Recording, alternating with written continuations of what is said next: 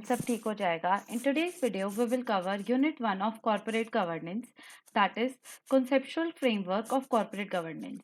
Within 1-2 days, मैं इसकी सारी units डाल दूंगी. So please don't forget to subscribe my channel and like my videos.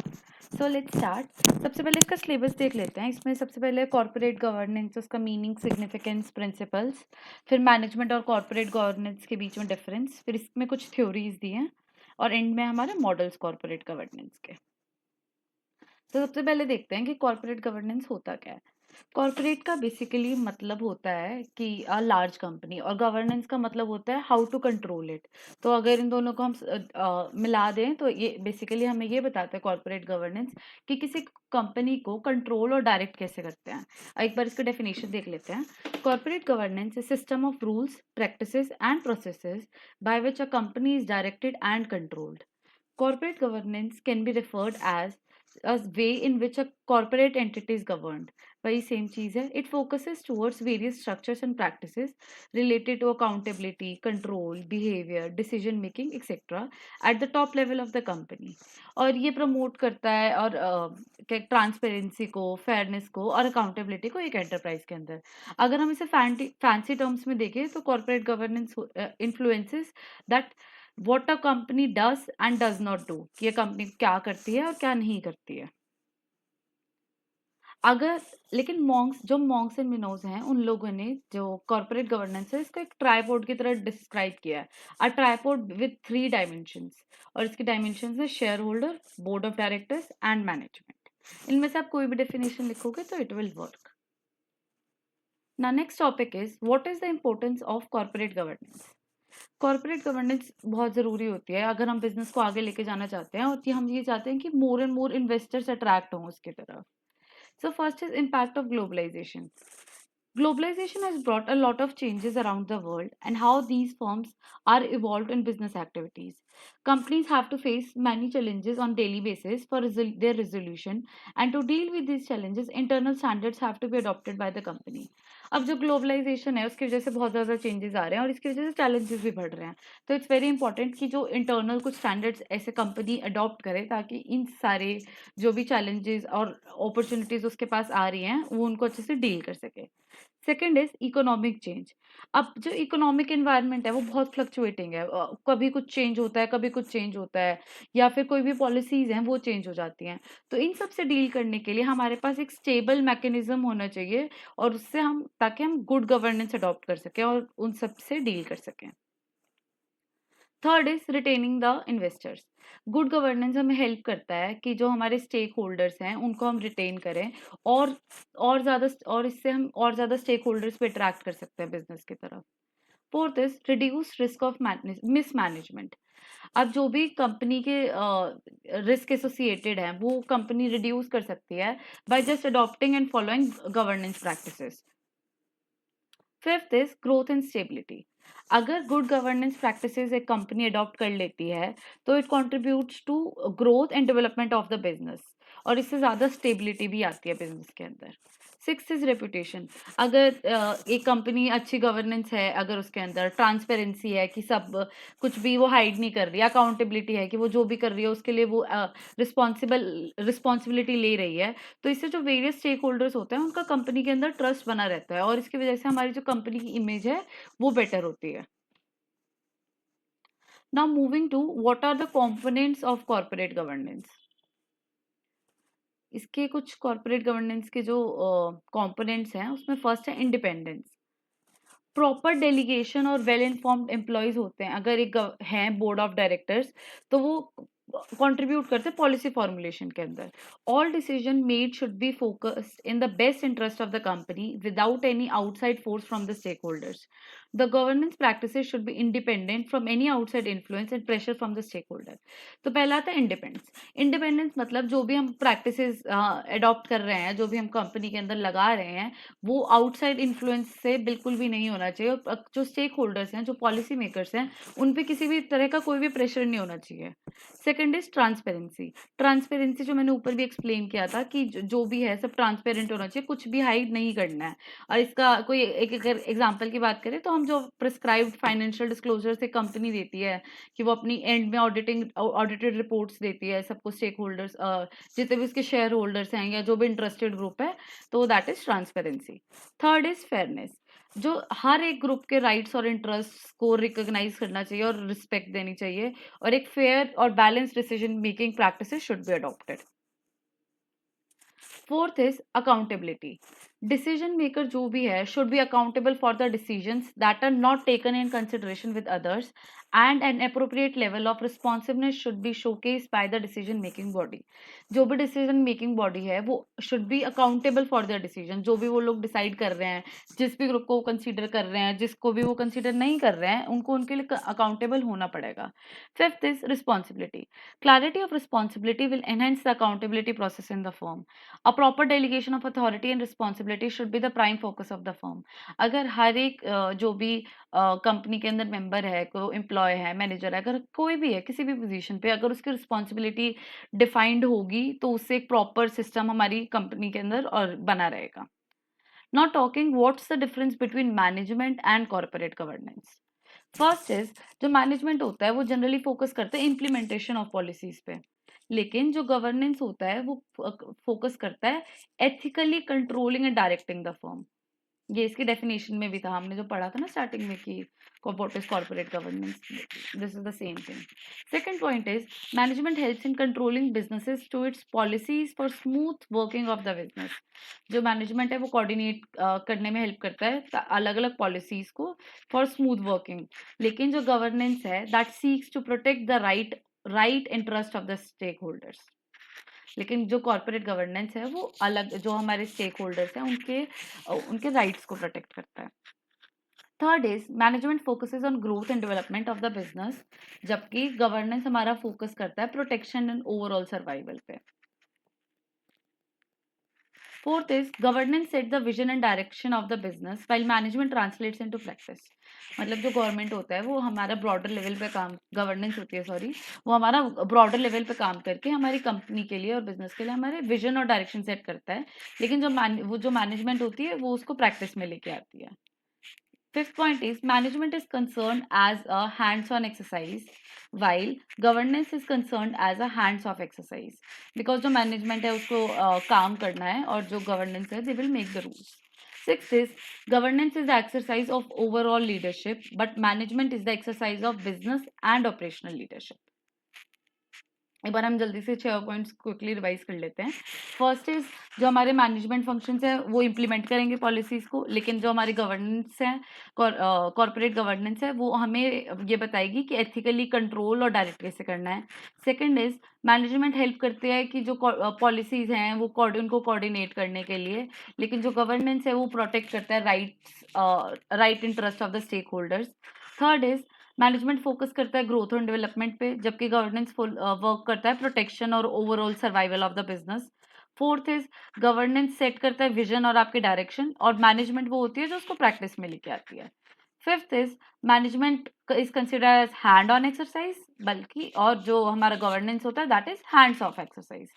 Six is governance के अंदर हम ओवरऑल लीडरशिप पे फोकस करते हैं और मैनेजमेंट होती है business and operational leadership. Next is what are the constituents of corporate governance. तो सबसे पहला इसमें आता है board of directors. Board of directors होते हैं ग्रुप ऑफ डायरेक्टर्स जो कि रिस्पॉन्सिबल होते हैं कि जो भी हमारी ओवरऑल गवर्नेंस है उसके लिए। एक बार इसकी डेफिनेशन देखते हैं। They are responsible for overseeing and carrying out overall governance of the company. Group of directors is known as board of directors. In our country, every public company tends to have at least 3 directors and private companies should have minimum 2 directors. ये तो हमने बहुत बार पढ़ा है। Their powers are defined in the articles of the company. जो भी एक किसी भी कंपनी का अगर बोर्ड ऑफ डायरेक्टर है उसकी जो भी पावर होती है वो हमारी आर्टिकल्स ऑफ द कंपनी में डिस्क्राइब होती हैं। Second is chairman. जो हमारा जो director, the director appoints one of them as the chairman of the company. He और she links act as a link between shareholders and the company management. Chairman एक ऐसा person होता है जो हमारे शेयर होल्डर्स और कंपनी मैनेजमेंट के बीच में लिंक की तरह वर्क करता है। Chief executive officer that is basically CEO और मैनेजिंग डायरेक्टर। ये एक ऐसा होल टाइम एम्प्लॉय होता है कंपनी का जो जो भी सुपर डायरेक्शन में काम करता है, जो बोर्ड ऑफ डायरेक्टर्स उसे देते हैं, और he also works as the head of the management company. इसकी डेफिनेशन देख लेते हैं। यूजुअली डिनोटेड एज सीईओ और managing director, he is a whole time employee of the company working with the supervision and direction provided by the board of directors. CEO acts as the head of the management team. Fourth is company secretary. He or she is the statutory officer of the company. They perform a huge number of functions specified in the Companies Act to 2013. ये basically एक statutory officer होता है company का, जो भी legal चीजें दी होती है कंपनीज एक्ट वगैरह में, वो सब ही और she is responsible to do it. Fifth is executive management. It comprises the functional head of various department existing in a company. इसके अंदर सारे जो भी heads हैं हमारे, वो सब इसके अंदर आते हैं। Sixth is shareholders. Shareholders usually monitor the board of directors, taken regarding various matters and keep an oversight of the over the management. ये तो हमने देखा है, जो शेयर होल्डर होता है वो बोर्ड को देखते हैं, जो भी डिसीजंस को ले रहे हैं डिफरेंट डिफरेंट मैटर्स को लेके, and they keep an oversight over the management कि मैनेजमेंट कैसे काम कर रहा है। सेवेंथ इज एक्सटर्नल पार्टीज, जो there are some regulatory bodies या ऑडिटर्स हैं या क्रेडिट एजेंसीज हैं, ये एक्सटर्नल पार्टीज है कॉर्पोरेट गवर्नेंस के अंडर, और इसके अंदर और भी स्टेक होल्डर्स इन्वॉल्व हो सकते हैं, जैसे कस्टमर्स है, सप्लायर्स है, क्रेडिटर्स है, कम्युनिटी है, या many more. Now coming to theories of corporate governance. तो फर्स्ट थ्योरी है agency theory. Agency theory basically ये बोलती है कि दो पार्टीज होती हैं, एक होती है हमारी शेयर होल्डर्स और दूसरी पार्टीज होती हैं जो एजेंट्स, जिसको हम हायर करते हैं, जिनको होते हैं मैनेजर्स। ये थ्योरी ये बोलती है कि जो मैनेजर्स हैं दे माइट वर्क उनके खुद के बेनिफिट के लिए, और वो कंपनी के बेनिफिट के लिए काम नहीं करेंगे, और इसी को बोलते हैं हम एजेंसी थ्योरी। एक बार हम इसको रीड कर लेते हैं। There are two main parties. One is the principal, that is the shareholders, and other party are agent to work, that is managers. Shareholder appoint करते हैं managers को on their behalf. Further, the principal मतलब जो हमारे shareholders हैं delegate part of authority to the managers or the agents for performing the given task. In terms of governance of the company, the shareholders delegate decision-making authority to board of directors, and this board of director further delegates it to chief executive officer.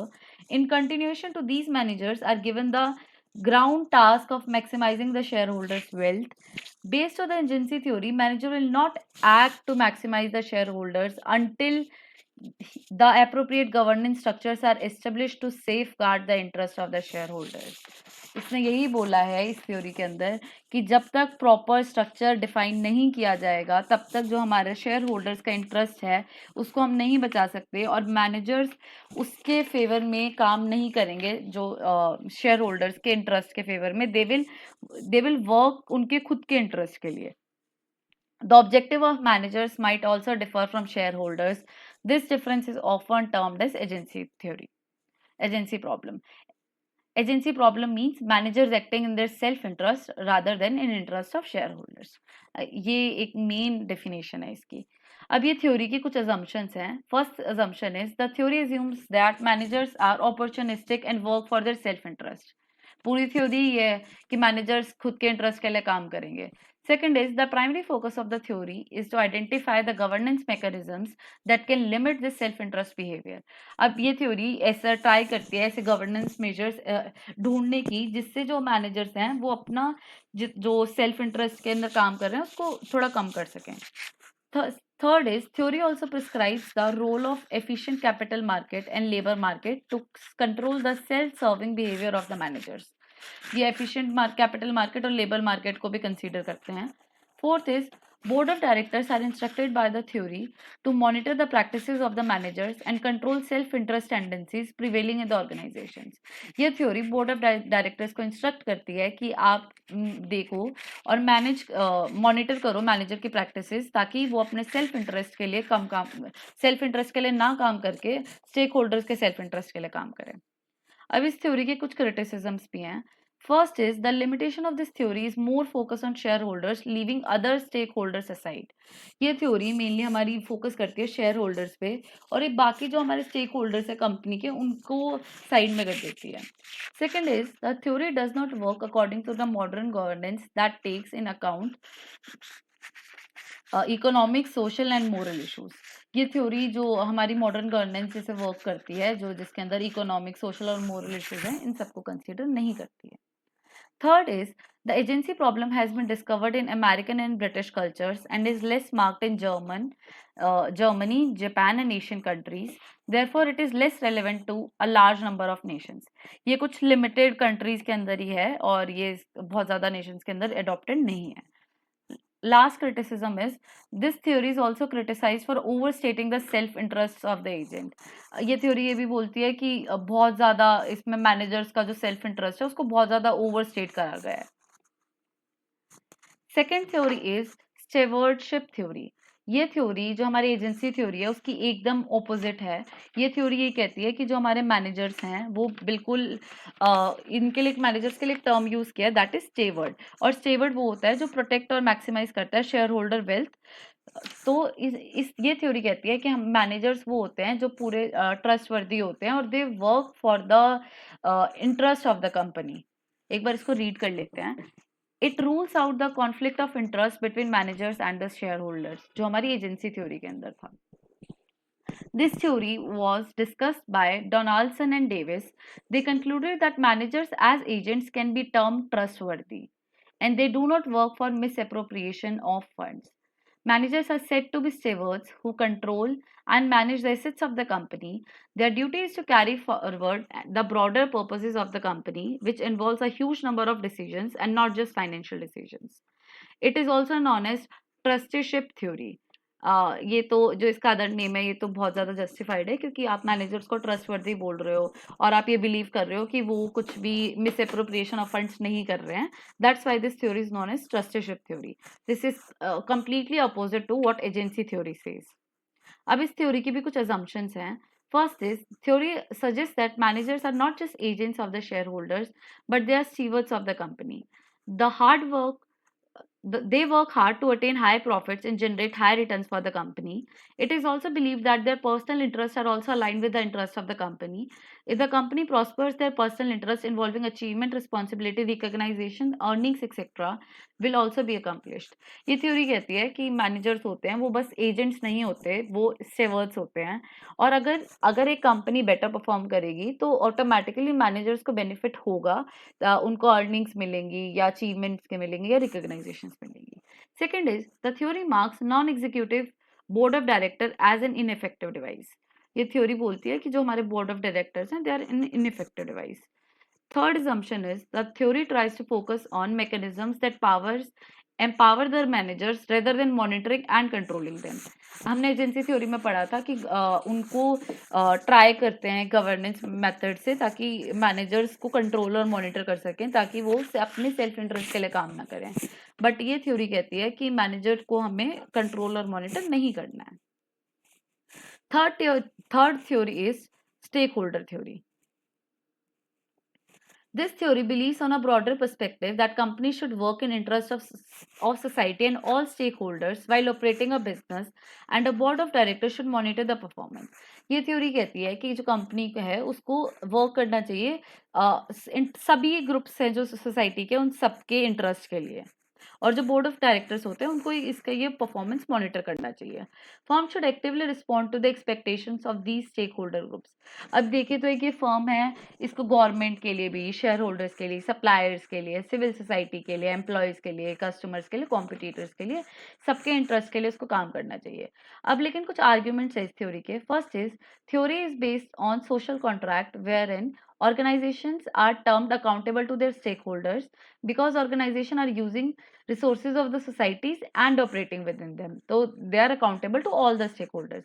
Second argument is the theory aims to enhance and create the value of stakeholder engagement for a firm. तो ये जो theory है ये M करती है कि जो stakeholder की value the stakeholder engagement increase कर सके. बट इस थ्योरी के कुछ क्रिटिसिजम्स भी हैं. First criticism is the term stakeholder is not clearly defined under this theory.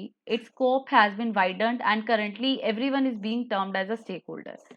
इस थ्योरी के अंदर ये कहीं भी क्लियरली नहीं दिया गया है कि कौन कौन इसके जो इसके टर्म स्टेक होल्डर है इसमें किस किस को इन्वॉल्व कर रहा है. और अगर अपनी करंट सिनेरियो देखें तो हमने इसके अंदर हर एक जो भी कंपनी से लिंक्ड है उसको एक स्टेक होल्डर से लिंक कर दिया है. Second criticism is a well-known perspective of Sternberg in her paper published in 1997 is also considered. She argues that if agents, जो कि managers होते हैं, attempt to serve so many stakeholders, they will fail to satisfy the real principle. अगर managers try करेंगे कि वो इतने सारे stakeholders को serve करें, तो जो हमारे real stakeholders हैं company के, they will fail to satisfy them. Fourth theory is resource dependence theory. ये थ्योरी इंट्रोड्यूस करी गई थी पी फेफर एंड सेलेक्सिक। ये थ्योरी फोकस करती है कि जो हमारे एक्सटर्नल रिसोर्सेज होते हैं वो कैसे इफेक्ट करते हैं एक ऑर्गेनाइजेशन के बिहेवियर को। ये स्टेक होल्डर थ्योरी और एजेंसी थ्योरी से आगे जाके ये एम्फसाइज करती है कि जो हमारा डिपेंडेंस ऑन एक्सटर्नल सोर्सेज उससे हमारी जो कंपनी की सक्सेस है वो कैसे डिपेंड करती है। It focuses on how access to external resources affect the behavior of an organization. It moves beyond stakeholders and agency theories by emphasizing dependence on external resources for survival and strategic success. The board serves as a bridge between the firm and its external environment. जो board होता है वो act करता है एक bridge की तरह एक company में और उसके external environment में। अब जो बोर्ड की कुछ की रिस्पॉन्सिबिलिटीज होती हैं, they are acquiring and securing critical resources, मतलब उनको जो भी रिसोर्सेज है कंपनी को चाहिए, they are responsible for acquiring and gaining them. Second is matching changing environment trends with the firm capabilities. अब एनवायरमेंट चेंज होता रहता है तो बोर्ड ऑफ डायरेक्टर्स की ये भी रिस्पॉन्सिबिलिटीज है कि वो जो भी चेंज हो रहा है उसके साथ फर्म को केपेबल रख सकें। Third is using expertise to connect business operations with the needed resources, वो जो भी रिसोर्सेज हैं और बिजनेस ऑपरेशंस है उसको कनेक्ट कर सकें। Thus, firm performance heavily depends on how effectively the board can manage resource dependence. जो हमारे पास जितने रिसोर्सेज आ रहे बोर्ड ऑफ मैनेजर्स कैसे डायरेक्टर्स उसको कैसे मैनेज कर सकता है। अब इसकी कुछ की assumptions होती हैं। First is firm can not be self sufficient, they must rely on critical external resources to sustain themselves. अब एक फर्म के पास सब कुछ तो नहीं हो सकता है, इसलिए उसको डिपेंड करना पड़ता है एक्सटर्नल सोर्सेज पे। Second is these resources include skills, information, raw material etcetera. इसके अंदर स्किल्स भी आती हैं, इंफॉर्मेशन भी आता है, रॉ मटेरियल भी आता है। Third is the environment provide these essential resources and firm must manage this dependence effectively. अब जो एनवायरनमेंट होता है ये हमें ये वाले रिसोर्सेज देता है, तो एक फर्म को ये बिल्कुल अच्छे से मैनेज करना पड़ेगा इसका जो भी डिपेंडेंस है। अब जो फिफ्थ थ्योरी है that is class hegemony theory.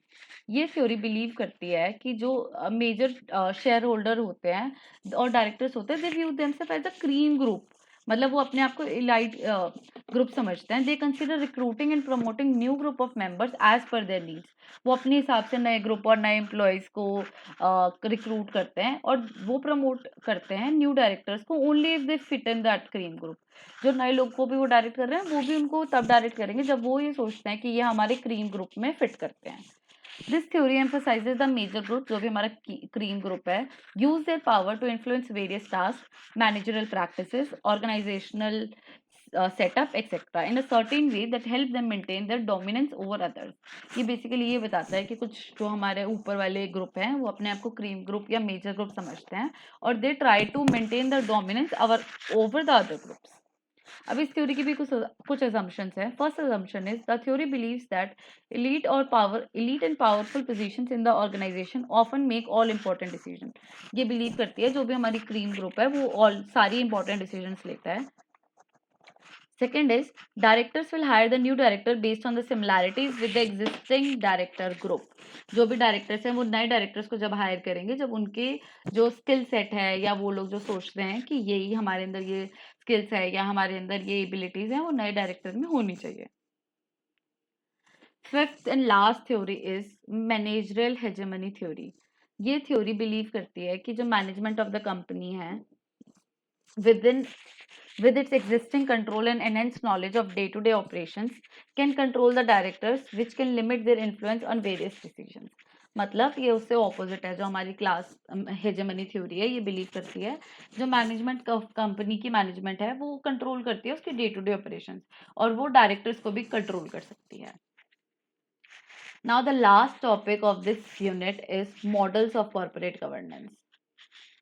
तो फर्स्ट मॉडल है Anglo Saxon model, that this is also known as American model. This corporate governance is practiced in countries like USA, UK, Canada, and many other Commonwealth nations like India, and are based on this model. This model focuses on maximizing shareholder value and prioritizing their interests over other stakeholders and present shareholder as a controlling group. ये model focus करता है कि हम share holder की value maximise कर सकें और उनके इंटरेस्ट को भी प्रायोरिटाइज करें ओवर अदर स्टेक होल्डर्स, और ये जो शेयर होल्डर्स होते हैं उनको कंट्रोलिंग पार्टीज की तरह ट्रीट करता है. तो हमारे जो शेयर होल्डर्स होते हैं वो इलेक्ट करते हैं बोर्ड ऑफ डायरेक्टर्स को. बोर्ड ऑफ डायरेक्टर अपॉइंट करते हैं मैनेजर्स को और उनको सुपरवाइज करते हैं, और मैनेजर्स मैनेज करते हैं कंपनी को. And they all work to maximize the interest of the shareholders. Now let's see some of the features of this model. First is developed stock markets. अब जो कंपनीज ये structure model follow करती हैं, इनकी generally जो stock market है वो एकदम डेवलप्ड है. वो इसको रीड करते हैं. We all are aware of the fact that equity financing is a common method of raising capital for the companies located in USA and UK. These nations have a well-developed capital market and well-known stock exchange like London Stock Exchange. अब जो ये companies हैं इनके अंदर जो अगर इन्हें funds raise करने हैं तो ये इजीली कर सकते हैं स्टॉक मार्केट के थ्रू, क्योंकि यूएस और यूके जैसी कंट्रीज के अंदर ऑलरेडी जो हमारा स्टॉक कैपिटल मार्केट है वो बहुत ज़्यादा डेवलप्ड है. Second feature is unitary board of directors. Unitary mean one. इनका एक बोर्ड ऑफ डायरेक्टर होता है. An effective board of director is created by combining executive and non-executive directors. The directors are appointed by shareholders by a formal voting process for carrying the functions of the organization forward. ये हमने जो ऊपर ही flow chart था इसमें हमने देखा था कि जो बोर्ड ऑफ डायरेक्टर्स है they are appointed by the shareholders. Third feature is ownership and management. There is a fair separation between ownership and the management of the company or the organization. तो जो ownership है और management है वो दोनों different है. Next feature is norms. The disclosure norms are confidential. Rules against insider trading are well defined and penalties for manipulations are stiff. These provide adequate protection to the investors and help in promoting liquidity. तो अब जो insider trading होती है, insider trading मतलब आप inside information, जैसे अगर एक कंपनी आप बोर्ड ऑफ डायरेक्टर में हो और आपको पता है कि कंपनी के जो शेयर्स की वैल्यू है वो जैसे डबल होने वाली है, तो आपने ये इन्फॉर्मेशन जाके अपने किसी रिलेटिव को बता दिया, किसी फ्रेंड को बता दी और उसने उस कंपनी के शेयर्स ले लिए और वो शेयर्स डबल हो गए. तो दिस इज इनसाइडर ट्रेडिंग, मतलब आप इनसाइड इन्फॉर्मेशन बाहर दे रहे हो. बट इसके लिए जो स्टॉक एक्सचेंज है उसने बहुत ज़्यादा पेनल्टीज इम्पोज कर दी हैं. इससे हेल्प होती है जो इन्वेस्टर्स हैं उनकी प्रोटेक्शन के लिए. Next model is German model. German model को हम टू टायर मॉडल भी कहते हैं, और क्योंकि टू टायर बोर्ड मॉडल भी कहते हैं क्योंकि इसके अंदर दो, जैसे हमारा जो फर्स्ट मॉडल था उसके अंदर एक बोर्ड था पर इसके अंदर दो बोर्ड होते हैं. This model of corporate governance is used in countries like Germany, Austria, Holland, some parts of France, etc. This model believes that although shareholders own the company but do not entirely dictate the governance mechanism. अब हमने ऊपर वाले model में ये देखा था कि जो हम काम ही कर रहे हैं हम शेयर होल्डर की वेल्थ को मैक्सिमाइज करने के लिए, बट ये मॉडल, जर्मन मॉडल ये बोलता है कि इसमें खाली जो शेयर होल्डर्स होते हैं वो डिक्टेट नहीं करते. They elect 50% members of the supervisory board and the other half is appointed by the labor unions. अब वो खाली 50% सुपरवाइजरी बोर्ड को अपॉइंट करते हैं, जो बचा हुआ अदर हाफ है वो लेबर यूनियन अपॉइंट करती है. This model believe that both employees and labourers have their share in governance. German model is known with the name of continental Europe model. इसको कॉन्टिनेंटल यूरोप मॉडल भी बोलते हैं और ये बिलीव करता है कि बहुत लेबरर्स और एम्प्लॉयज का खुद का भी शेयर होता है गवर्नेंस के अंदर. अब इसके कुछ फीचर्स देखते हैं. First feature is dual board. जो मैंने ऊपर बताया कि इसका दो बोर्ड होते हैं. All public and private companies with more than 500 employees should have a supervisory and executive board. इसके दो बोर्ड्स होते हैं. First is supervisory board and second is executive board. B is role of banks. The banks also have various important voting powers in many corporations of the Germany. These voting rights are created as most shares of the corporations are deposited within the banks and these banks are permitted to cast their vote in respect of these shares. अब जो banks हैं उनको भी voting power दी जाती है क्योंकि जो भी इसके कॉर्पोरेशन के शेयर हैं वो बैंक्स के अंदर डिपॉजिट होते हैं, इसीलिए उनको भी एक राइट दिया जाता है कि वो अपने वोट्स कास्ट कर सकें। Third is participation of employees. Unlike the above model, जो हमने फर्स्ट मॉडल पढ़ा हमारा Anglo model, German model involves the participation of employees at the level of board of directors. Fourth is less developed stock market. इसका as compare to the first model, इसका stock market थोड़ा less developed है। Now coming to Japanese model. Japanese model को हम relationship model भी कहते हैं, और it works on the cultural relationship scene in Japanese keiretsu. इसको बेसिकली पहले हम ये इसका लास्ट लाइन पढ़ते हैं। The Japanese model is characterized by interdependence among companies, banks, managers and a strong emphasis on long term relationship specially with main banks and internal management. ये हमें ज्यादा इस फ्लो चार्ट से समझ आएगा। अब जो शेयर होल्डर्स होते हैं, शेयर होल्डर्स अपॉइंट करते हैं एक सुपरवाइजरी बोर्ड जिसके अंदर प्रेसिडेंट भी होता है। अब ये सुपरवाइजरी बोर्ड अप्रूव करता है जो भी हमारे प्रेसिडेंट हमारा डिसीजंस लेता है। अब अगर लेकिन इस सुपरवाइजरी बोर्ड को किसी भी टाइम पे कि अगर कोई इमरजेंसी में हेल्प चाहिए या इसको मैनेजर्स चाहिए, तो हमारा जो बैंक है वो सुपरवाइजरी बोर्ड को हमें मैनेजर्स देता है। अब जो प्रेसिडेंट है ये कंसल्ट करता है executive management, that is primary board of management से, और ये प्राइमरी बोर्ड ऑफ जो मैनेजमेंट होती है वो मैनेज करती है कंपनी को।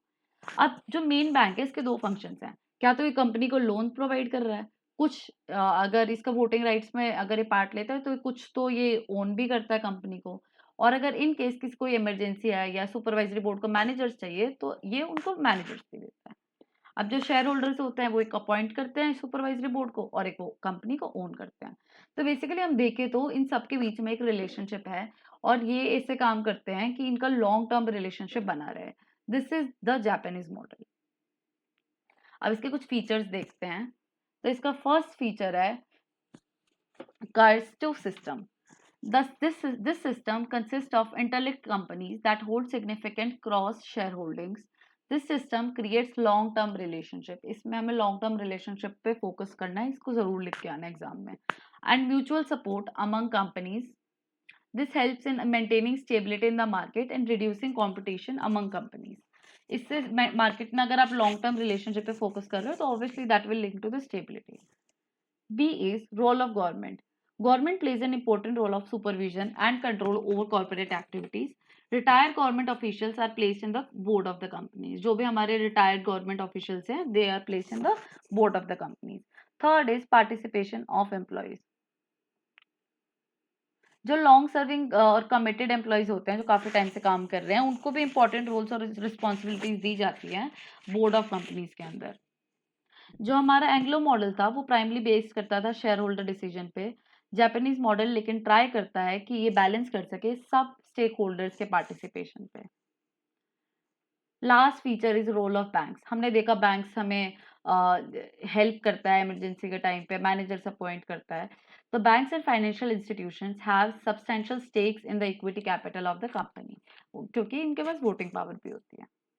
Now the last part of this unit is art of governance as per Kautilya's अर्थशास्त्र। एक बार इसको रीड करते हैं, बहुत आसान है। The concept of Arthashastra summarizes thoughts of Kautilya on various topics like economics, administration, policies, etc. It lays down various rules and norms for successfully running a state. Kautilya suggested that concepts like corporate governance, policy, politics, and progress have a link with welfare of the people. This is the main point कि जो ये governance है, politics है, policy है, इन सबका एक link होता है पीपल के वेलफेयर के लिए। अर्थशास्त्र covers various topics and denotes a better way of running a country. ये हमें ऐसे तरीके बताता है कि हम एक कंट्री को और एक नेशन को कैसे और अच्छे से रन कर सकते हैं। Kautilya's ideas still remain popular and relevant. Kautilya and Governance Kautilya believe that good governance is linked to stability. कि अगर आपका गवर्नेंस अच्छा है तो उससे आपकी कंपनी में स्टेबिलिटी आती है और लॉन्ग टर्म आपकी कंपनी चलती है। If the managers of the nation are responsible and accountable, the stability will be definitely be assured. अगर मैनेजर्स हैं वो हमारे अकाउंटेबल भी हैं और रिस्पॉन्सिबल भी हैं, तो इससे हमारी जो स्टेबिलिटी है वो फिक्स हो जाती है कि हाँ भाई स्टेबिलिटी रहेगी। Kautilya always talked about social welfare being the center of his discussions. के ऊपर भी हमने पढ़ा कि वो वेलफेयर के लिए बोलते थे और यहाँ पे भी इन्होंने बोला social welfare. The ruler of the nation, मतलब जो भी हमारा मैनेजर है, should help the poor and helpless and proactively contribute to the welfare of all the citizens. अब इसके कुछ फीचर्स देखते हैं. First is administration. Kautilya suggested that administrative positions should be occupied by meritorious leaders and they should perform their duties with integrity and efficiency. Kautilya ने ये suggest किया कि जो भी हमारी एडमिनिस्ट्रेटिव पोजीशंस हैं वो एक अच्छे लीडर को लेनी चाहिए और उनको अपनी ड्यूटीज इंटीग्रिटी से और एफिशिएंसी से कंप्लीट करनी चाहिए. These administrators should be constantly monitored and should be elected after performing a wide range of tests. अब ये जो भी पर्सन इलेक्ट हैं इस पोजीशन पे, इनको कॉन्स्टेंटली मॉनिटर करना चाहिए और इनको कुछ टेस्ट के बाद ही इनको सेलेक्ट करना चाहिए. Second is accounts and audit office. A record office should be built with proper infrastructural facilities. All records related to the income and expenditure should be kept there. अब एक इसकी कंपनी के लिए भी फॉलो होता है कि हम देखते भी हमारा ऑडिटिंग होती है हर एक कंपनी के अंदर, तो इसके अंदर जो भी प्रॉपर रिकॉर्ड्स हैं उसको मेंटेन करना है.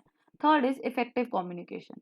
बेसिकली एक लीडर जो होता है उसको he should be able to address and listen to the concerns of the people working for the organization, which will not only promote satisfaction but also take organization to a much higher level. जो भी एक leader होता है उसको मतलब communication is the key for the growth and smooth working of the organization. So he should be able to cater and listen to all the concerns of the people working for the organization. Third is decision making. He instructs that a good leader should act as a responsible leader also and should never postpone decisions. He or she should be engaged in making fast and effective decisions. जो अच्छा leader है उसको कभी भी अपने decisions postpone नहीं करने चाहिए और उसको फास्ट और इफेक्टिव डिसीजन मेकिंग करनी चाहिए. Next is accountability. He tells us to reward the high performance for their performance. He has asked the कि जो भी अच्छा परफॉर्म कर रहे हैं they should be rewarded. Last is consumer protection. ये तो ऊपर हमने बहुत बार पढ़ लिया कि वेलफेयर करो पीपल का, जो भी पुअर हैं या जो भी हेल्पलेस हैं उनकी we should help. Under the Kautilya philosophy, consumers were safeguarded from all the malpractices followed by the traders. Consumer protection was a major concern for the state. तो ये कुछ जो भी हमारे क्या कहते हैं कौटिल्य ने जो भी गवर्नेंस के लिए बताया, ये अर्थशास्त्र में ये कुछ की पॉइंट्स थे उसके. इसी के साथ हमारा कॉर्पोरेट गवर्नेंस का यूनिट 1 खत्म हो जाता है. इसके बाद मैं यूनिट 2 और जो भी यूनिट 3, 4, 5 सब डालूंगी. So please don't forget to subscribe my channel and like my videos. Thank you so much.